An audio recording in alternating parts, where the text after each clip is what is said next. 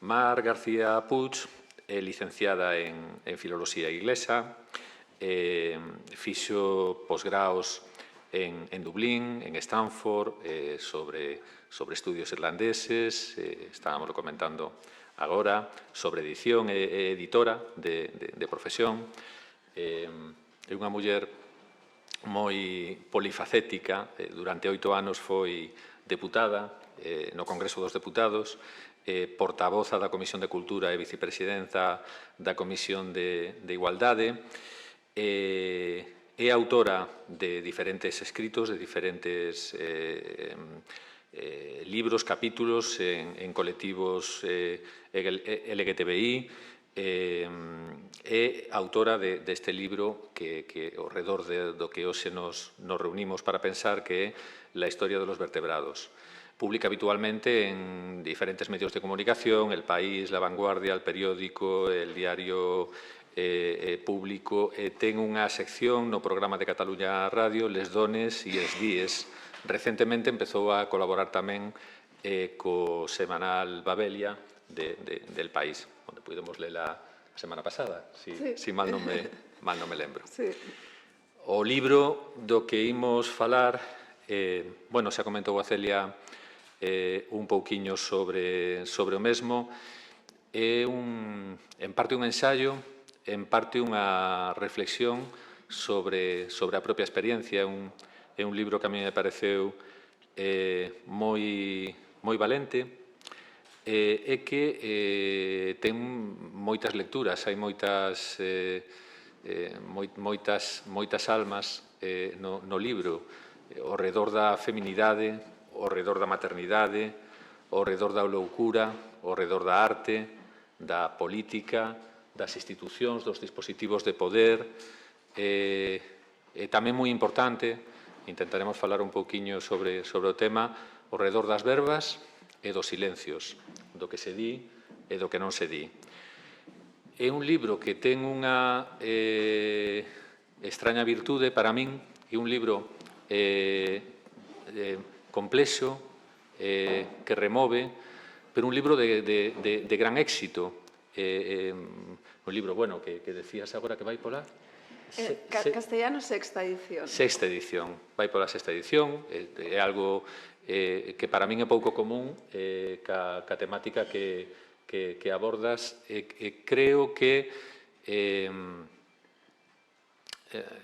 isto se debe a que é un libro moi ben escrito, é unha narrativa preciosa, que vai encaixando moi ben todo o que ten que ver cas referencias máis cultas, máis de estudio, ca propia experiencia personal, ca parte reflexiva. Entón, bueno, isto é algo difícil de facer. E, ademais, toca temáticas de moitísima actualidade, que nestes momentos, bueno, pues nos teñen a todos con moito interese, como son a cuestión da saúde mental e a cuestión da feminidade, a cuestión da muller, a cuestión da maternidade. Entón, un pouquiño para irnos introducindo pouco a pouco. Unha das cousas que a mí me resultaban atractivas e relevantes do libro ten que ver con todo o que abordas ao redor da construción social de cousas que a veces entendemos como casi esencias, non? É dicir, a loucura como unha esencia, como algo que está aí e que está máis alá de calquera opinión, máis alá de calquera cuestión, non? E que se pode determinar quen está dentro da loucura e quen está fora da loucura, non? Ou a maternidade. Se pode decir que é unha boa maternidade, que é unha mala maternidade, ou, por suposto, a cuestión da muller. Se pode decir que é unha muller, que non é unha muller, e cal é o tratamento que se dá da muller. A min, como vas, de alguna maneira, entrelazando esas ideas, non? Me resultaba moi interesante, moi atractivo, e me quedaba un pouco esa idea da construcción cultural, non? De como construímos ideas que damos por feito que serán así, pero que despois resulta que non tanto, non? Que ti te atreves de alguna maneira a cuestionar no teu escribir. Bueno, moitas grazas.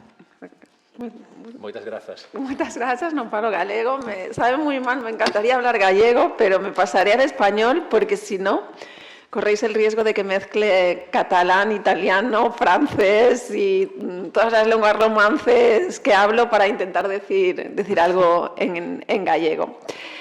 Bueno, primero de todo, antes de entrar en materia, quiero dar las gracias al Consello por invitarme hoy aquí. Una pequeñita anécdota es que la última vez que estuve en Santiago acababa de saber que estaba embarazada de mis mellizos, de los que hablo en el libro, pero como parte de esta construcción de la maternidad y los miedos que hay, no se lo había dicho prácticamente a nadie, ¿no? Ese secreto que guardamos a veces las embarazadas por los miedos que llevamos encima. Y recuerdo recuerdo mucho los olores de la ciudad, que curiosamente ahora no los estoy notando tanto, pero claro, estaba embarazada y tengo esas sensaciones, ¿no? Y estar hoy aquí presentando un libro que trata también de eso, pues me parece muy bonito, así que muchas gracias al Consello, muchas gracias a Celia por la propuesta que me entusiasmó desde el primer momento, a Viruca, que acabo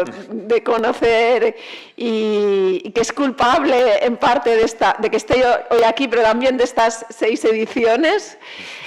A Ricardo por aceptar esta conversación. Yo tengo más ganas de escucharle a él que a mí misma, pero haremos, yo creo, un diálogo, porque hay muchos temas que has tratado y en tu trayectoria y como profesional que creo que están muy vinculados al libro y me resultan muy interesantes. Y, por supuesto, a todas y a todos los que estáis aquí en este día soleado, casi veraniego. Y pues que me hace una ilusión tremenda que podamos tener hoy aquí un diálogo todos y todas. Un poco, ¿no? Algunas de las cosas que habéis dicho al presentar el libro y esta charla de hoy, que a mí me resuenan, es la cierta sorpresa de que un libro que trata algunos temas que han sido un poco marginados socialmente, ¿no? Como pueden ser la maternidad, ciertas cosas vinculadas a la feminidad, pues hayan, en este libro hayan tenido un libro que trata de estos temas haya tenido cierto éxito. Para mí también fue una sorpresa, no solo por los temas, sino por algo que comentábamos antes cuando andábamos por aquí, por las calles de Santiago, que este no es un libro que dé respuestas fáciles a preguntas que obligatoriamente son complejas y que incluso puede que no tengan solución, ¿no?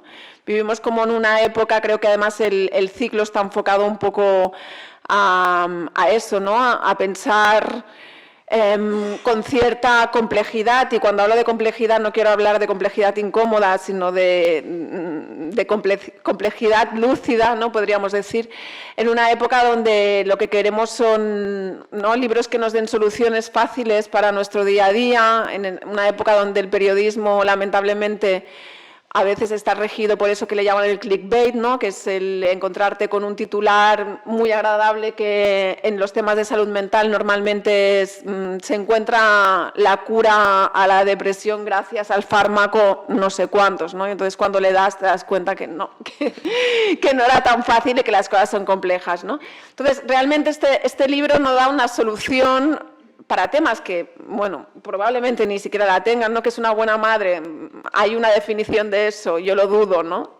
Porque dependerá de la circunstancia de la persona, dependerá de muchas cosas. Entonces, yo precisamente lo que quise hacer como persona que vengo del mundo de la cultura, del mundo del libro, yo lo que quise hacer es mostrar cómo se ha construido culturalmente todo eso, ¿no?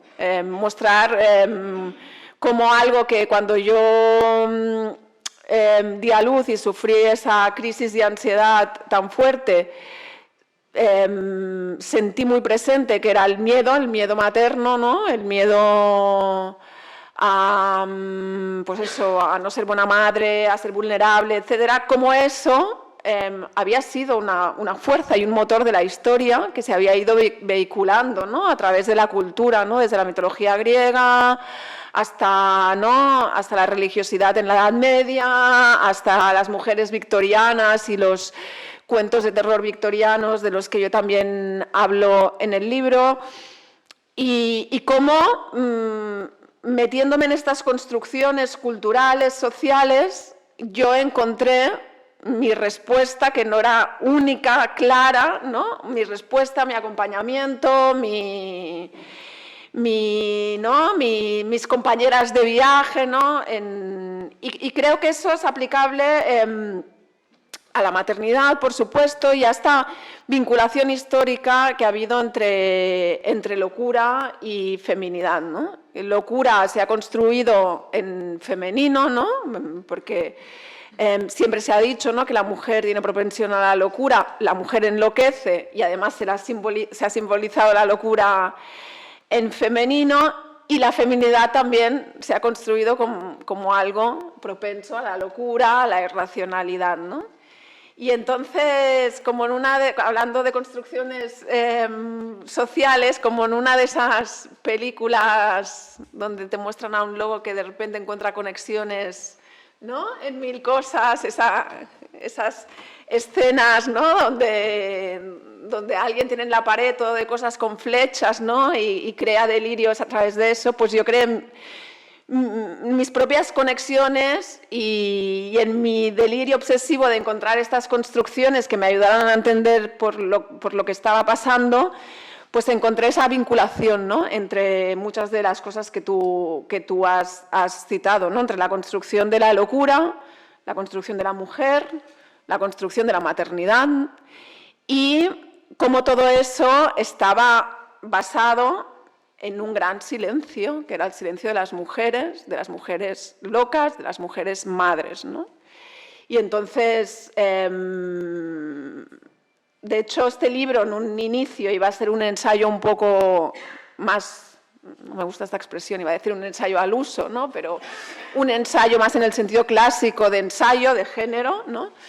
Pero cuando me di cuenta de ese silencio, de varias cosas que yo en esos momentos era, que era una madre loca, ¿no?, decidí también ponerme como personaje y ponerme como parte de ese hilo de mujeres silenciadas que ya no estábamos dispuestas a seguir permaneciendo en silencio.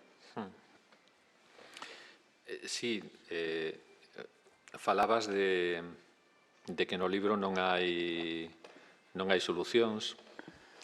Eu antes te decía, afortunadamente, non? Porque o que fase é ampliar mirada.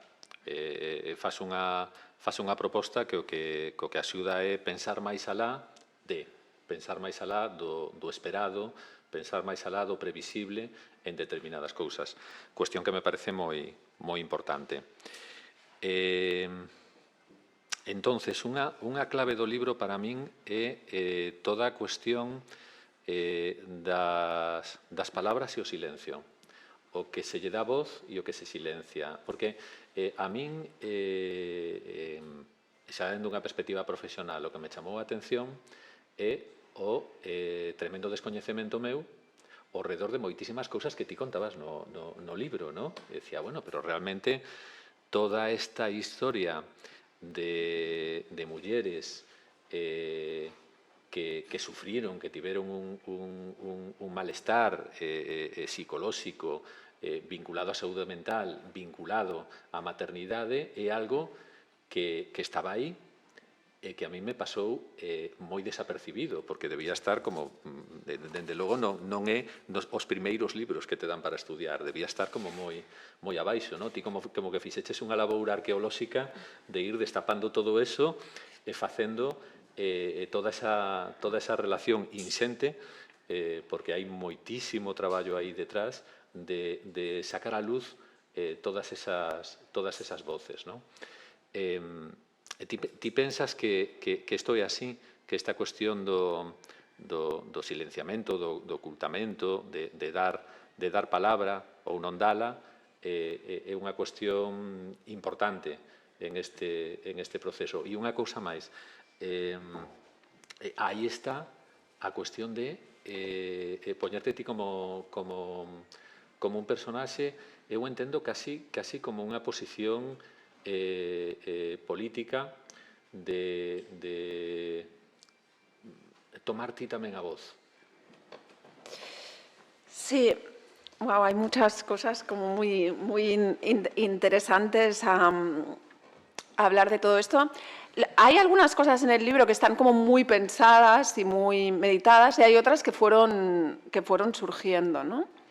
Por ejemplo, todo el tema de las voces silenciadas, yo sí que es cierto, yo explico en el libro una anécdota que me parece, para quien no haya leído el libro, me parece muy bonita y que cuando la leí me situó mucho parte de lo que estamos hablando, ¿no? De cosas que están ahí pero que no vemos o no queremos ver, ¿no? Y es que cuando estaban restaurando la capilla de los Scrovegni de Giotto, que tenía como muchas capas de suciedad, de contaminación, y cuando empezaron a restaurarla descubrieron cosas, ¿no? Como por ejemplo un buey, ¿no? Que estaba tapado por siglos de, pues eso, de contaminación, de humedad, ¿no?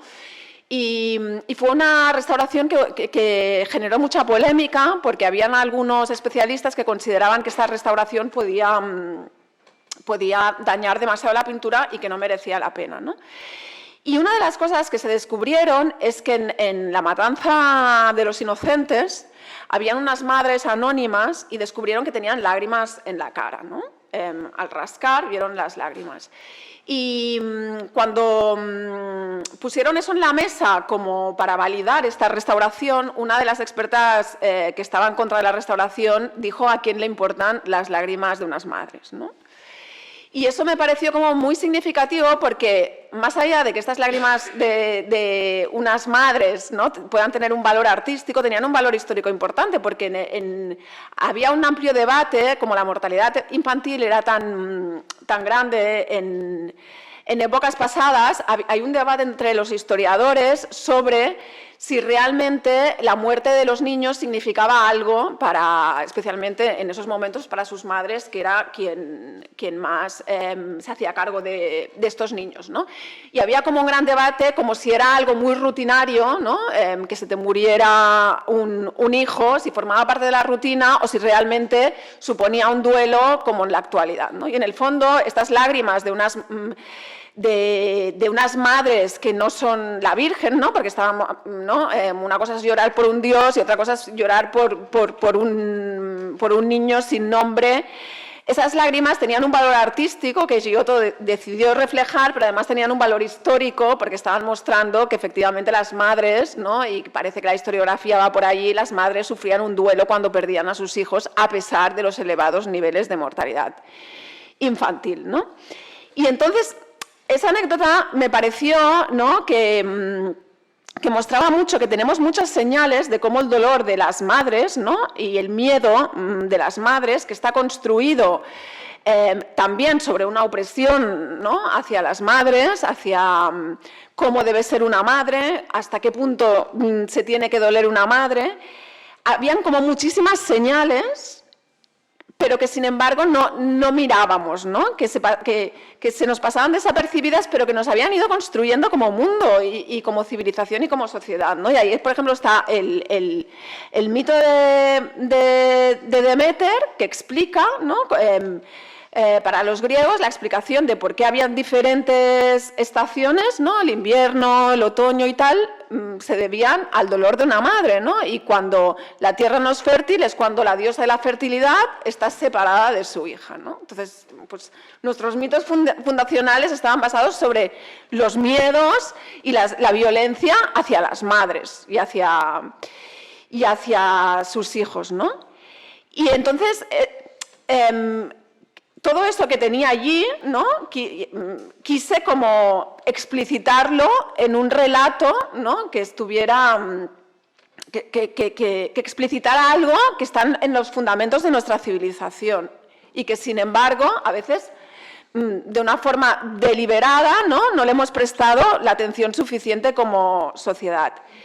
Y eso estaba ahí, y luego estaba todo aquello oculto que tuve que hacer como más esa labor de arqueología, que eran todas esas voces, esas mujeres que habían sido ingresadas en manicomios, que habían sido, que habían enloquecido, muchas de ellas habían visto vulnerados sus derechos como mujeres, como madres, como seres humanos.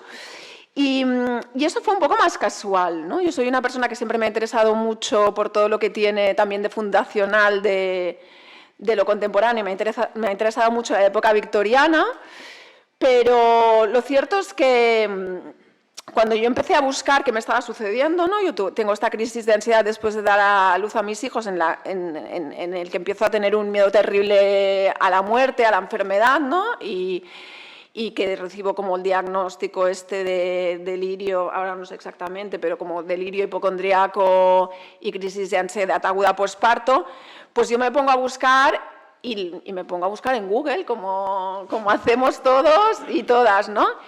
Y entonces me encuentro con estas fotos de mujeres que, ¿no? Cuando la fotografía se empezaba a usar como herramienta de diagnóstico psiquiátrico, me encuentro con estas fotos de mujeres ingresadas y me encuentro especialmente con la foto de una mujer que reproduzco en el libro, y en el pie de foto leo puerperal insanity, ¿no? O sea, locura puerperal. Y ahí es donde empiezo a investigar y me empiezo a dar cuenta, pues, que en la época victoriana, ¿no? Esa época donde se ponen muchos de los fundamentos de nuestra sociedad y muy especialmente de la feminidad, pues hubo una especie de epidemia de mujeres que enloquecían después de dar a luz. Y eso no me pareció casual, ¿no? Y además, gracias, que esto me he dado cuenta en la escritura de este libro, gracias a la labor impresionante que hace mucha gente en los archivos, y en los archivos, por ejemplo, de los hospitales psiquiátricos, me di cuenta que tenían los relatos de muchísimas de estas mujeres, siempre relatos mediados, ¿no? Por los médicos, por los enfermeros, por las cuidadoras, pero que tenía muchísimas historias que, sorprendentemente, cuando fui leyéndolas, me di cuenta que no estaban tan alejadas, a lo mejor en el tiempo, pero no en el sentimiento de las mías, ¿no? Y el hecho de incluirme a mí como personaje, hay una parte que tiene que ver con esto, ¿no? Con una posición política, pero hay una parte también un poco casual, que tiene que ver con vosotros, con los profesionales de la salud mental, y es que cuando yo tenía la idea de hacer un ensayo, que iba a ser un ensayo también muy vivencial, de recuperar estas historias que yo creo poco en la distinción de ficción y no ficción en la literatura, ¿no? Pero lo cierto es que todas las historias de mujeres que cuento en este libro son reales tal cual, y no he añadido ni una coma simplemente porque no hacía falta, ¿no? No me hubiera importado hacerlo, pero las historias eran tan impresionantes y los relatos de estas mujeres que habían estado en los manicomios eran tan impresionantes que no necesité añadirle nada, ¿no? Y yo iba a hacer, pues eso, ¿no? Un ensayo que tuviera una parte muy vivencial de estas mujeres. Y entonces cuando estaba preparando toda la documentación, fui a entrevistarme, ya años después de que me tratara, con la doctora, con la psiquiatra que me trató en el hospital donde yo di a luz. Y entonces le conté que había estado investigando en historiales médicos, que me había encontrado historias apasionantes y tal, y la entrevistaba un poco para la parte más científica y los datos. Entonces ella me dijo, ¿quieres ver tu historial? Que yo es algo que ni siquiera sabía que se podía hacer. Y le dije que sí, entonces me dio mi historial. Entonces, cuando leí mi historial, que los historiales médicos pueden ser piezas literarias fascinantes, porque claro, mi historial era desde el momento en que yo ingreso en el hospital, que la primera parte es un historial como más médico, obstetricia, parto, ¿no? Y después, cada médico que entra en esa habitación de hospital, las enfermeras, van dejando allí su constancia de lo que van viendo, ¿no? Entonces, literariamente es muy interesante porque al final es como una novela con múltiples narradores, ¿no? Donde un personaje está visto por gente muy diversa, desde una enfermera que me trae una valeriana por la noche porque nota que estoy nerviosa, hasta que entra la psiquiatra por primera vez, etcétera, ¿no? Y bueno, literariamente me pareció fascinante, Y además, de repente al leerlo, o sea, vi unas conexiones increíbles con esos historiales que yo y las historias de estas mujeres, lejos en el tiempo, pero vi que bastante cercanas pues eso, ¿no? En el sentimiento. Y vi, por ejemplo, una de las cosas, yo reproduzco algunas partes de mi propio historial y del historial de estas mujeres. Yo tenía esta especie de delirio hipocondríaco donde sentía que me podía morir en cualquier momento o que mis hijos podían morir en cualquier momento y donde veía como una fragilidad muy grande de la vida y la asociaba, ¿no? Vivimos en una época, pues eso, muy médica, donde cualquiera en Google se busca sus síntomas, ¿no? Entonces yo lo asociaba todo a síntomas físicos, ¿no? Las enfermedades que creía que yo tenía, los síntomas que veían mis hijos. Y estas mujeres victorianas, pues en una época mucho más religiosa, y que estaba haciendo esa transición de lo religioso a lo científico, pues veían al diablo, creían que Dios les iba a castigar, veían, ¿no? Sus pecados y cómo esos pecados los iban a pagar sus hijos muriendo o lo que fuera, ¿no? Pero vi que al final ellas y yo nos dábamos diferentes relatos que nos llevaban de alguna forma a la locura, diferentes relatos mediados por el tiempo, pero que explicaban un poco, un sentimiento un poco común, ¿no? Y entonces hubo una decisión que tenía algo de político, de dar voz y darme voz, pero hubo también este historial médico es maravilloso. y hubo también algo ahí de literario, de querer poner este historial médico y de ver como ese hilo y de ponerme a mí también en ese hilo, ¿no? No sé si tú eres consciente cuando escribes historiales de lo que pueden llegar a convertirse. Claro, por aí quería seguir, porque para un profesional da saúde mental é unha lectura incómoda, porque é cuestionadora.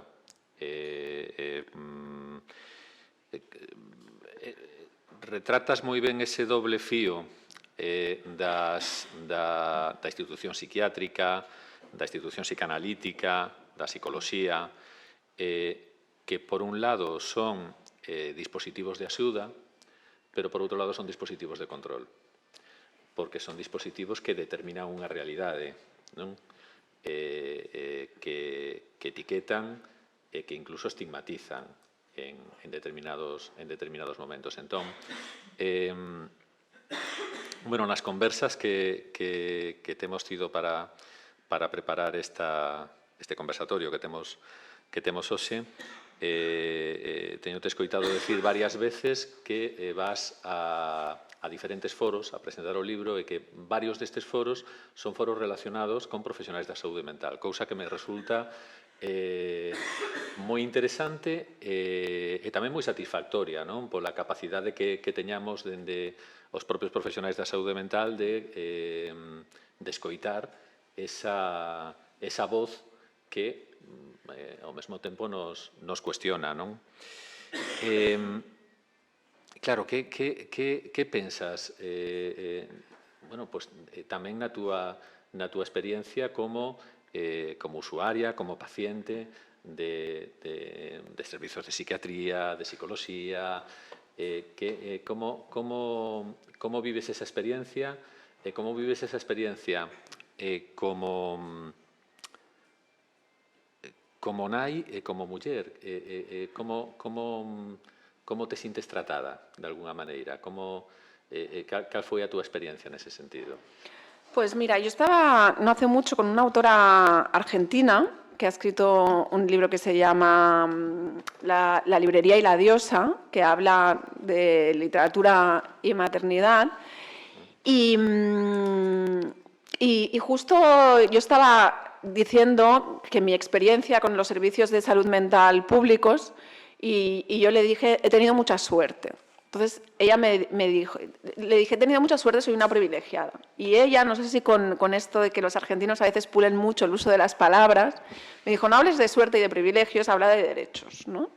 Y pensé, ostras, pues tiene toda la razón, ¿no?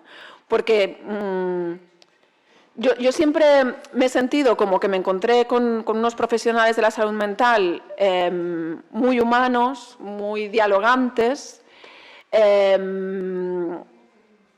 Y muchas veces digo, tuve mucha suerte. Claro, al usar la palabra suerte ya estás mostrando que algo no funciona, ¿no?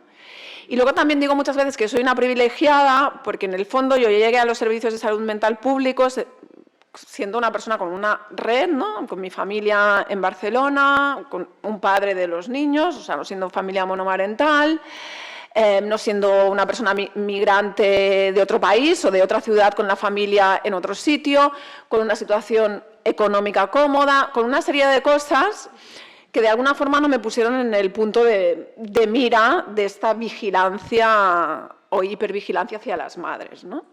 Entonces yo, cuando hablo de privilegio, también debería hablar de derechos, ¿no? Porque precisamente en este talante dialogante de los profesionales de la salud mental que me he encontrado y con esa mirada incisiva mía, yo he preguntado mucho sobre esta hipervigilancia a las madres, sobre retiradas de custodia por temas de salud mental, ¿no? Y es un tema que está allí. Algún psiquiatra me ha dicho se han producido retiradas de custodia contra mi propio, ¿no? Contra mi propio diagnóstico, ¿no? De que es una buena madre y si una persona que tiene un problema de salud mental puede o no puede ejercer como madre. Y yo es verdad que no me encontré con todo eso. Por ejemplo, con el tema de las medicaciones, que creo que es un tema muy, muy polémico y sobre el que yo no juzgo ni a quien toma medicación ni a quien no se la toma, ni el tipo de medicación. Creo que cada persona debe tener la información suficiente para, ¿no?, decidir qué quiere hacer y poder dialogar con su profesional, ¿no?, con el profesional de salud mental que le esté tratando. Yo, por ejemplo, en el tema de la medicación siempre establecí un diálogo muy, muy fluido y muy positivo con los profesionales, ¿no? Y porque a mí habían determinadas, yo acepté tomar medicación, pero habían determinadas medicaciones que me dejaban muy impedida intelectualmente. Entonces, lo que ganaba de quitarme la ansiedad, me producía tal tristeza no poder leer, no poder escribir, no poder funcionar bien en el plano intelectual, que en mi vida es vital, ¿no?, que me lo estaba quitando por otro lado, ¿no? Entonces negociábamos, ¿no? Y bueno, pues yo creo que tal, y nunca sentí una imposición, nunca sentí un juicio, una amenaza, pero sé que esto no es siempre así, ¿no? Y yo, además de todo, ¿no?, de toda la terapia psicológica y psiquiátrica, estuve en un grupo de ayuda mutua donde éramos mujeres. Además elegí que fuera un grupo de mujeres porque creía que en ese momento yo era lo que necesitaba, ¿no? Y habían mujeres con diagnósticos muy diversos, algunos mucho más estigmatizantes que el mío, que al final, ¿no?, era... creo que se habla de trastornos leves, trastornos graves, ¿no? Y entonces yo no sufrí ingresos contra mi voluntad, ni medicaciones contra mi voluntad, ni este estigma, ¿no? Pero soy consciente que eso está ahí, ¿no? Y es algo que yo no me he querido arrogar la voz de las personas que han sufrido eso, pero sí que lo apunto, ¿no?, en el libro, y creo que hasta allí, creo que es un buen momento y que hay profesionales de la salud mental con muchísimas ganas de abrir estos debates y de abrir estos diálogos. Y creo que es un buen momento para ello. Cuando yo pienso en cómo este libro ha llegado a mucha gente, también creo que hay mucha gente que ha estado trabajando antes los temas de salud mental, que han ido abriendo camino con ello. Y creo que me habías preguntado, no sé si me habías preguntado alguna otra cosa respecto... Igual non o recordo, xa. Vale. Non me lembro. Seguindo un pouquiño máis con este tema, despois te propoño ir por outro lado, pero, claro, a historia da saúde mental, a historia da psiquiatría, o mesmo psicanálise, é unha historia, claro, escrita por homes. Son os homes que nos van dando testimonio e que nos van poñendo voz, fundamentalmente. Hai unha famosa frase de Freud: que quere unha muller? Pregunta Freud, non? Poderíamos preguntarnos si unha muller tería formulado esa mesma pregunta que formula Freud, ¿no? Que quere unha muller? Ou que sentido tería esa pregunta se fora formulada por unha muller? Claro que o papel do psicoanálise aí é ben interesante, porque, por un lado, toda a cuestión da histeria, das mulleres como histéricas, pero tamén é certo que dá é un paso importante a que as mulleres podan aparecer pouco a pouco, pero tamén como terapeutas do lado de sanadoras. Pero, claro, estamos falando dun mundo da saúde mental no que, fundamentalmente, os homes son os que están no lugar do poder, no lugar do saber e no lugar da sanación. Ti pensas que aínda nos quedan moitos arrastres de todo eso? Quizáis non tanto. Que impresión tes?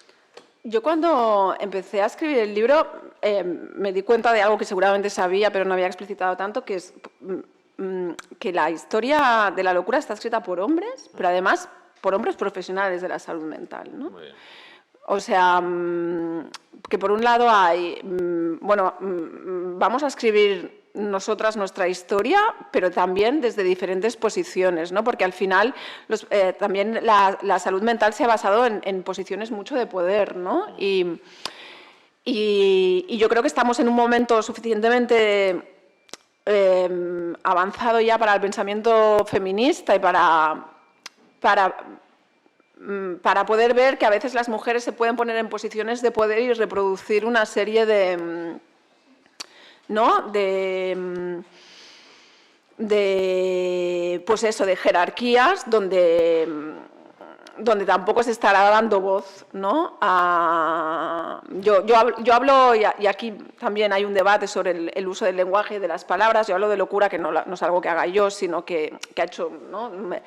Muchísima gente antes, pero es con toda la intención de también, que esto también es un tema interesante, de reivindicar la parte de los locos y las locas, de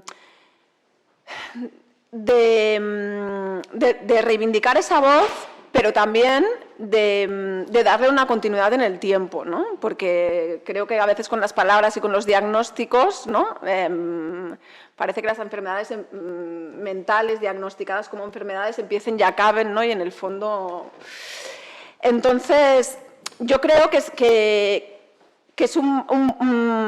estamos en un momento donde se están reivindicando, pues eso, ¿no? Estábamos hablando antes, ¿no? De cómo las autoras y las escritoras están cogiendo cada vez más fuerza, reivindicando un espacio en el mundo literario, y además, ¿no? Y eso me parece también un tema interesante, con temas que no se habían considerado alta literatura y que a lo mejor te ponían... Yo alguna vez aún me he encontrado mi libro en la sección de crianza, nada en contra de la sección de crianza, ¿no? Pero igual que, yo qué sé, Soldados de Salamina, no lo pones en la sección bélica, sino que lo pones en literatura, porque un libro que habla, ¿no? Lo pones en la sección de crianza. Y respecto a los profesionales de la salud mental, yo creo que, por ejemplo, con el psicoanálisis, pese a que no soy experta, pero sí que ha habido como una deriva feminista en el psicoanálisis y que, por lo tanto, yo que como lectora totalmente amateur y no... he sido crítica con el psicoanálisis y con determinados posicionamientos del psicoanálisis, pero también esto, ¿no? Se está... Desde hace tiempo, ¿no? Se le está dando, ¿no? otra mirada. Creo que es un momento positivo para ello, pero también creo, y me gusta mucho lo de que sea un ciclo de pensamiento, porque creo que muchas veces las modas nos pueden ser muy útiles, ¿no? La moda del feminismo, la moda de la salud mental, porque no deja de estar de moda, ¿no? Los políticos hablan de ello, las editoriales quieren contratar libros sobre ello, ¿no? Las plataformas quieren series feministas, etcétera. Si a la moda no le ponemos pensamiento, y un pensamiento que vaya más allá de largo plazo, lo podemos quemar, ¿no? Y eso también es un miedo que tengo, ¿no? Que sea una moda lo de las narradoras femeninas, que sea una moda lo de las narradoras femeninas hablando de la salud mental de las mujeres, hablando de, ¿no?, de lo que se ha venido a llamar los cuidados, etcétera. Que sea una moda y que si no le damos esa profundidad y ese pensamiento, lo quememos y sea pasajero. Que volva a quedar na parte de abaixo, ¿no? Como que vayamos poniendo outra vez outros libros en riba e estos van quedando outra vez abaixo, ¿no? Volvendo a cuestión das verbas dos silencios, indo a cuestión da saúde mental e a creación, digamos que soe ter como dúas lecturas. Por un lado, casi a reivindicación da loucura como un motor da creación e, por outro lado, os traballos nos que se utiliza a creación como parte do proceso de sanación, ¿no? Te comentaba un pouco ao redor da figura de Tosquelles, que utilizaba moito isto. En Ourense agora, no Hospital de Piñor, que é o Hospital Psiquiátrico de alí, están levando un proxecto precioso que recupera a idea do Art Brut, Arte Espida, chámase, nun proxecto ali que dirixe Chus Gómez, que as persoas ingresadas van traballando a través da pintura, a través da escultura, un proxecto moi interesante. Creo que os dous aparecen no libro, tanto esa idea, ¿no?, da loucura, que ás veces casi escoitas os autores explicitar, decir, bueno, que é mellor que este un pouco tolo, porque senón perdería inspiración, non? E tamén esa outra parte de importancia da creatividade, de ir pondo palabras para poder atoparse mellor. A mí había una cosa que me obsesionaba bastante cuando escribí el libro, que era no caer en algo ingenuo y romantizador de la locura, ¿no? Porque creo que... Y precisamente el otro día leía un artículo en El País que me pareció interesantísimo, que hablaba de la precariedad en la escritura, en el oficio literario, y se centraba en las mujeres, ¿no? Con este boom que hay de autoras, de publicadas, porque autoras siempre ha habido, otra cosa es que pudieran escribir y pudieran publicar, hablaba de la situación precaria en la que viven. Y había una autora mexicana que decía una cosa que decía: yo culpo a los hombres de haber creado y que nos hayan hecho herederas del mito del artista romántico, ¿no? Y eso también tiene que ver con el tema de la salud mental, ¿no? Esta idea, ¿no?, de que el artista debe estar un poco loco, al final, permitirse estar loco y mostrar esta locura no ha dejado de ser un privilegio que se podían permitir, ¿no?, determinados hombres en determinadas posiciones, ¿no? Porque una madre loca se juega ¿no?, a que le quiten a sus hijos, una mujer loca cuando los maridos tenían potestad para ingresarlas en el psiquiátrico. Entonces, esta idea del artista loco, del escritor loco, del genio, ¿no?, al fin y al cabo es muy masculina y tiene una parte muy romantizadora de algo que implica un sufrimiento, ¿no? Y yo no quería caer en esa visión romántica, pero tampoco quería, que esto es algo que yo he trabajado mucho en terapia, ¿no?, que me han hecho, yo he odiado mucho mi ansiedad y me he culpado mucho por ella, pero también me han hecho entender que es parte de mí, también es parte, pues este libro nace de una obsesión que tiene mucho que ver con la ansiedad, ¿no? Y esta especie de obsesión que yo tengo por determinados temas, por las investigaciones, pues tiene que ver con eso, ¿no? Y por una parte había como el aceptar, ¿no?, determinadas emociones y determinados temas de salud mental que tengo sin romantizarlos, ¿no? Y entonces esos equilibrios son complicados y creo que al final todo, y me gusta cómo lo enfocas, porque al final todo tiene mucho que ver también con el tema de la voz, ¿no? Al final hay esta famosa frase hecha que está muy bien, ¿no? Y que es muy válida en muchos momentos, que es la de que eres dueño de tus silencios, ¿no? Pero yo leía el otro día también, es que ahora no recuerdo quién era, que decía que al final callar no deja de ser también un privilegio en determinadas ocasiones, ¿no? Y el poder permanecer en silencio en determinadas ocasiones, sin que ello tenga consecuencias, no deja de ser también un privilegio, ¿no? Y creo que articular la voz y articular esa ansiedad, en mi caso, en forma de literatura,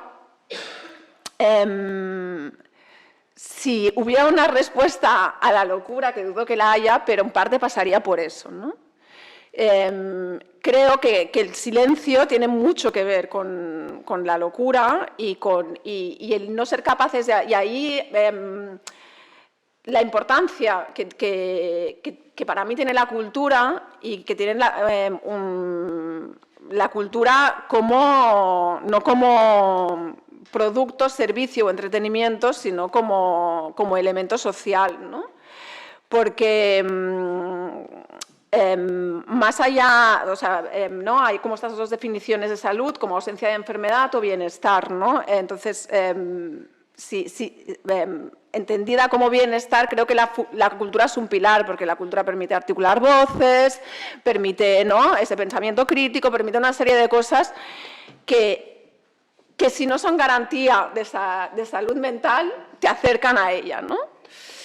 Y ahí es donde veo, ¿no?, aparte de todos estos experimentos, de todas estas prácticas, ¿no?, porque creo que ya han pasado más allá del experimento, que se ha demostrado su eficacia, todas estas prácticas son la forma más evidente de mostrarlo, ¿no?, de cómo, ¿no?, pues eso, en psiquiátricos, en gente que está en procesos más agudos, el arte y la creación funciona como terapia y como terapia muy efectiva, pero que esto es algo, ¿no?, si enfocamos la salud mental solo como algo médico en un momento determinado y para unas personas determinadas, o la enfocamos como algo global socialmente. Y si la enfocamos como algo global socialmente, entonces el valor que le tenemos que dar a la cultura se multiplica, ¿no? La cultura, insisto, entendida más allá de una alfombra roja y un producto, ¿no? Y ya para acabar con ese tema, y luego también yo tengo mucha aprensión por el mercado, porque el mercado lógicamente es un aliado, este libro se distribuye en librerías, se compra, se vende, pero, por ejemplo, en el Art Brut, ¿no?, cuando el Art Brut se convirtió en un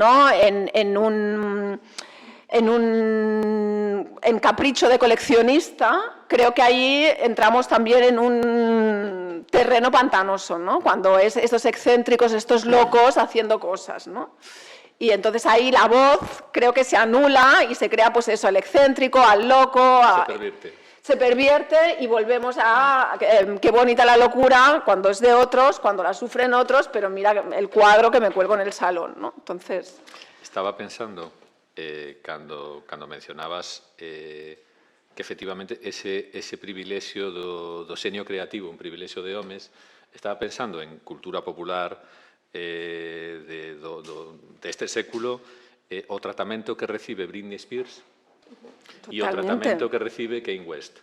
Entón, Kanye West é un xenio loco, bueno, ao fin e ao cabo, que as súas excentricidades, pois eso forma parte da súa xenialidade. Britney Spears, como é posible, ademais nai, isto é insoportable, non? E remata tutelada por un home que o pai. Co cal, bueno, avanzamos, pero esos arrastres, non?, da mirada sobre a loucura siguen aí. Sí, tal cual, además, no lo había pensado, pero me parece como dos ejemplos muy, ¿no?, muy evidentes. Y no paramos a veces a pensarlo, ¿no? Bueno, en esta, digamos, indo tema da cultura, eu teño a sensación que vivimos como nun momento dunha tensión discursiva moi grande, non? Por un lado, hai moito peso de discursos poshumanistas, feministas, ecologistas, poscolonialistas, é dicir, todo todo eso, non? Todo que foi o antihumanismo e o que derivou teñen moito peso. Por outra parte, hai discursos moi neorracionarios, con moita forza e cunha importancia de gran trascendencia pública. Creo que ese tipo de tensión atravesa dende o propio Congreso dos Deputados, do que ti formaches parte, ata o mundo das asociacións profesionais de saúde mental, divididas en un tipo de profesionais e outro tipo de profesionais. Entón, a min, e antes tamén che preguntaba un poquinho por isto, dende a túa perspectiva, como persoa que estiveches en cargos de responsabilidade política e como persoa que estás implicada políticamente na túa vida cotiá, tamén como muller, tamén como nai, pensas que avanzamos? Xa sei que non é unha pregunta fácil, pero como tamén sei que non nos vas a dar unha resposta pechada, seguro que nos vas a axudar a pensar nesto. Yo creo que hemos avanzado en muchas cosas, ¿no? Pero que precisamente esos avances nos pueden hacer caer como en discursos simples, ¿no? Y para mí un ejemplo claro es, por ejemplo, la entrada de las mujeres en el Congreso de los Diputados, ¿no? En la política, representadas sobre todo en el Congreso de los Diputados. Yo entré en la legislatura en la que había más mujeres, ¿vale? Entonces eso es un logro, sin ninguna duda. Pero eso te puede paralizar o quedarte en eso, ¿no? En lo representativo, ¿no? Pero claro, estas mujeres van a hacer unas políticas feministas. ¿Estas mujeres representan a todas las mujeres en general o nos conformamos con que representen a un tipo de mujeres muy concretas, ¿no? Y aquí podríamos hablar de lo que penaliza la maternidad, el cuidado a los mayores, a muchísimas cosas, muchas cosas a ser mujer, ¿no? A ser mujer política, ¿no? Entonces, por un lado, creo que estos avances son innegables. Por otro lado, creo que, y esto se lo leí al historiador Noah Harari, ¿no? Es que nunca sé cómo se pronuncia, que decía que la gente cree que avanzamos de forma, ¿no?, lineal, y no, hay como olas, ¿no? Y por otro lado, yo creo que seguramente por la inundación comunicativa de estímulos, hay una necesidad de ir a discursos simples, ¿no? Y muchas veces, y esto se encuentra en estas dos posiciones tan diferentes, ¿no? Discursos simples que simplifiquen, que expliquen y que den respuestas a muchas cosas que pueden no tener respuesta, pueden no tener una respuesta fácil, pueden no tenerla ahora, ¿no? Y en algo que yo percibo como persona bastante obsesionada con el lenguaje es que estamos como, no sé si perdiendo la capacidad o banalizando lo figurado, ¿no? Vamos mucho a la literalidad, ¿no? Y esto, por ejemplo, hemos tenido una breve conversación sobre sexualidad y pornografía, etcétera, ¿no? Y da la sensación que en cualquier debate todo se toma de las formas más literales posibles de todo, ¿no? Y al final, la capacidad figurativa del lenguaje es una capacidad para pensar, ¿no? Para cuestionar, para ese pensamiento crítico. Y cuando lo pierdes, simplificas, y entonces, si somos más mujeres en el Congreso, pero estamos simplificando el nivel del discurso y el nivel del discurso feminista, habremos avanzado en que somos más mujeres, pero no habremos avanzado en el alcance de lo que esas mujeres podemos hacer ahí, ¿no? Y entonces, sí que yo no soy muy de discursos alarmistas y cuando los veo me generan, ¿no? Y en eso, por ejemplo, ¿no? En el tema de la sexualidad o la pornografía, todos los discursos alarmistas me generan cierta precaución, porque creo que suelen ser fruto de poca, sobre todo cuando hablamos a nivel de contenidos, ¿no? Que es algo que, ¿no? Que una canción puede generar un alarmismo, que a mí me sorprende que una canción genere esos niveles de alarmismo ¿no? Y entonces pasamos a prohibir un concierto, pasamos ¿no? A cancelar un concierto, a lo que sea, ¿no? A mí este tipo de alarmismo vinculado a contenidos culturales me hace sospechar de esa poca, ¿no? De esa tendencia a la literalidad y a buscar en lo literal las soluciones fáciles. Y eso sí que me genera cierta preocupación, y creo que seguramente se debe a multitud de factores, entre ellos, pues eso, ¿no? Esta avalancha de estímulos, de comunicación, etcétera, y por supuesto, pues a toda la revolución digital y lo que ha implicado, ¿no?